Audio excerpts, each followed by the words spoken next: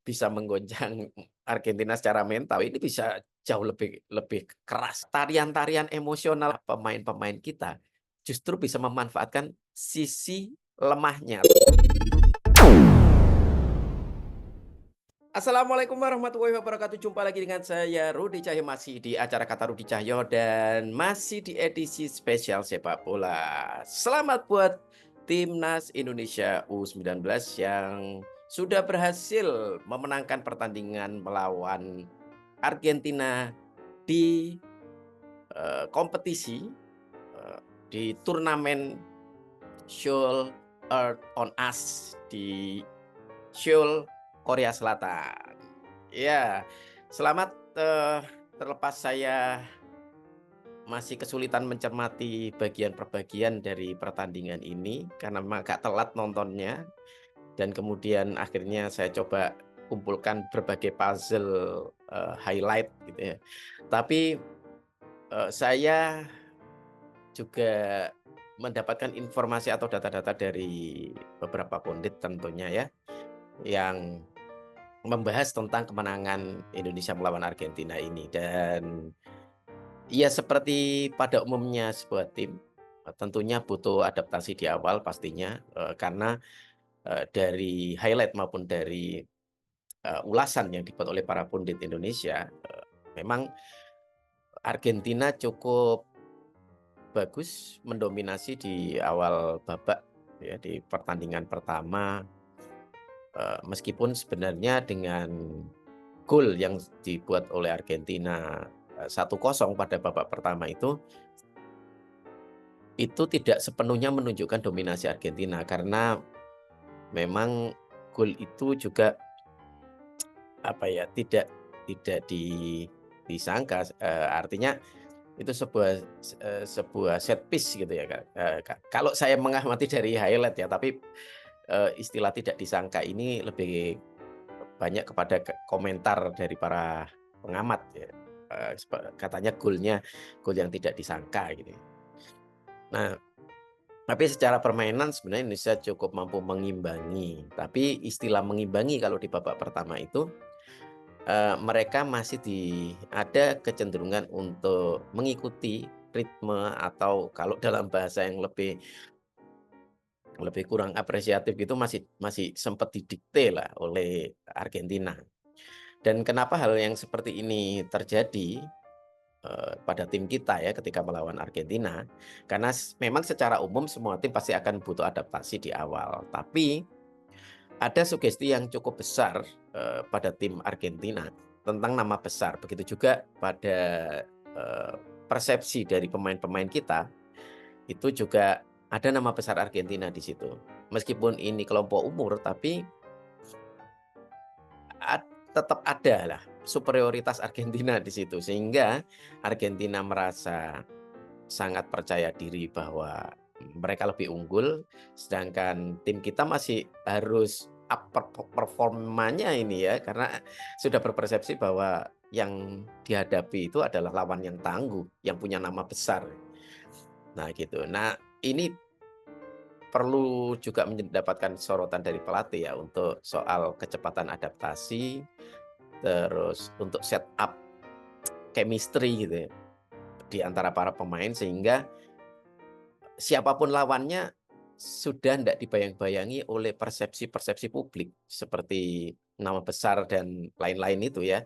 Nama besar lah, ranking FIFA lah, harusnya, ke depan para pemain ini sudah tidak dibayangi oleh itu. Tapi semoga dengan kemenangan lawan Argentina ini semakin dikikis ya cara berpikir yang seperti itu bahwa kita negara mungkin barangkali sudah punya persepsi bahwa kita negara kecil, secara sepak bola ya, kita punya ranking FIFA yang rendah, kita, eee, apa, melawan tim-tim besar, sedangkan kita itu adalah tim yang pinggiran. Artinya persepsi-persepsi semacam itu semoga dengan kemenangan demi kemenangan ini semakin terkikis, sehingga pemain kita jauh lebih percaya diri ke depannya.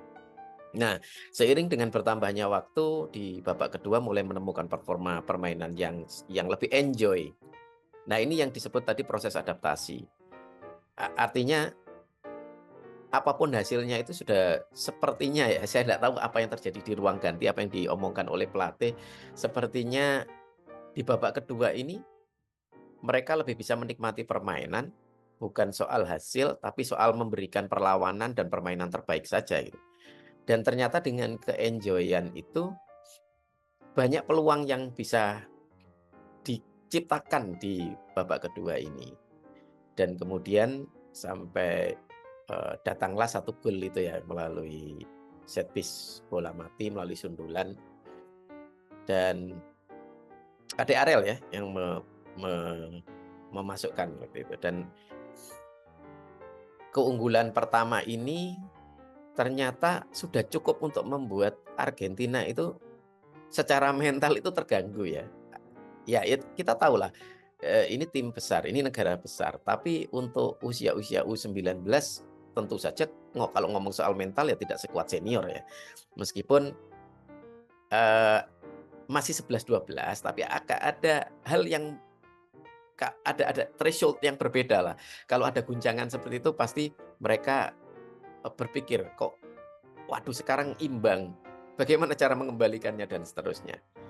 Dan begitu ada, kesempatan kita membuat gol, kita malah dilanggar sama kipernya Argentina dan itu membuahkan penalti buat kita sehingga kita berhasil, eee, justru meng-comeback Argentina menjadi 2-1 dan ini semakin membuat Argentina, eee, terganggu, terusik. Jadi yang perlu ditanamkan di pemain-pemain kita itu bahwa nama besar itu pun mengganggu. Jadi jangan disangka bahwa karena kita negara kecil secara sepak bola rankingnya di bawah, kita menghadapi negara besar dan rankingnya tinggi, kita berpikir bahwa mereka selalu diuntungkan dengan nama besar itu dan kita selalu dirugikan karena kita memang posisinya negara kecil dan dengan ranking yang rendah.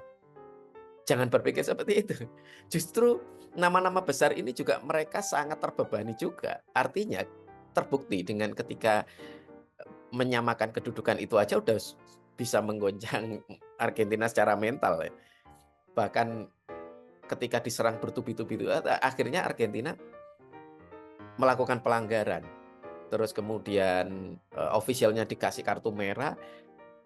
Selain itu juga permainannya semakin kasar. Bahkan para komentator itu mengatakan bahwa ini bisa jauh lebih lebih keras daripada Vietnam ini. Nah, itu artinya secara mental kita bisa memainkannya.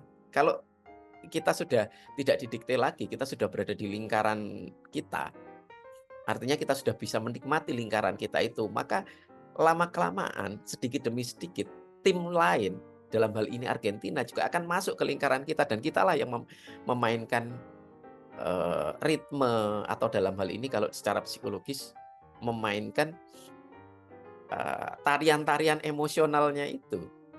Jadi ketika berhasil menyamakan, bahkan ketika sudah meng-comeback 2-1 permainan mereka semakin kasar kan. Sehingga ternyata yang seperti saya bilang tadi bahwa nama besar itu belum tentu selalu menguntungkan. Ya ada sisi menguntungkannya, tapi hendaknya pemain-pemain kita justru bisa memanfaatkan sisi lemahnya atau sisi negatifnya dari nama besar itu. Dan ini harus selalu ditanamkan gitu ya, ke tim kita, ke pemain-pemain kita ketika menghadapi negara-negara atau timnas dari negara lain yang lebih kuat, lebih tangguh secara image publik gitu ya. Nah, begitu kira-kira dari saya. Selamat sekali lagi buat timnas kita U19 yang telah berhasil mengalahkan Argentina dengan skor 2-1. Selamat juga buat para official dan seluruh tim, seluruh kru, termasuk juga masyarakat kita sebagai fans tim nasional Indonesia. Sampai ketemu lagi, beri dukungan buat Rudi Jaya TV dengan cara like, share, komen, dan tentu saja subscribe. Assalamualaikum warahmatullahi wabarakatuh.